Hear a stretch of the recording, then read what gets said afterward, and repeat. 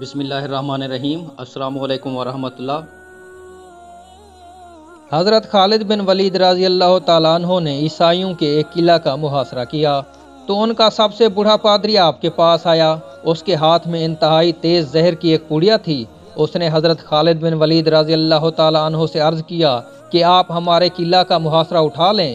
اگر تم نے دوسرے قلعے فتح کر لیے تو اس قلعہ کا قبضہ ہم بغیر لڑائی کے تم کو دے دیں گے۔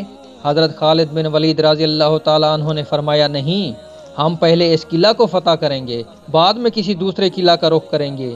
یہ سن کر بوڑھا پادری بولا، اگر تم اس قلعے کا محاصرہ نہیں اٹھاؤ گے تو میں یہ زہر کھا کر خودکشی کر لوں گا اور میرا خون تمہاری گردن پر ہوگا۔ حضرت خالد رضی اللہ تعالیٰ عنہ فرمانے لگے، یہ ناممکن ہے کہ تیری موت نہ آئی ہو اور تم مر جائے۔ بوڑھا پادری بولا، اگر تمہارا یہ یقین ہے تو لو، پھر یہ زہر کھا لو۔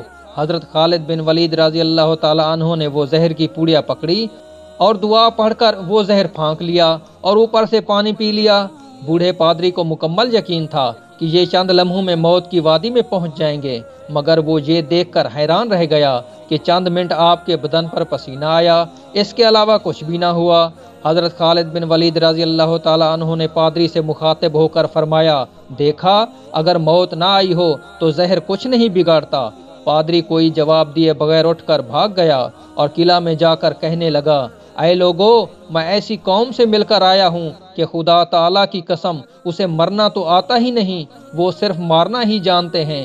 جتنا زہر ان کے ایک آدمی نے کھا لیا، اگر اتنا پانی میں ملا کر ہم تمام اہل قلعہ کھاتے تو یقیناً مر جاتے، مگر اس آدمی کا مرنا تو درکنار، وہ بے ہوش بھی نہیں ہوا۔ میری مانو تو قلعہ اس کے حوالے کر دو اور اس سے لڑائی نہ کرو۔ چنانچہ وہ قلعہ بغیر لڑائی کے صرف حضرت خالد بن ولید رضی اللہ تعالیٰ عنہ کی قوت ایمانی سے فتح ہو گیا۔ اللہ اکبر۔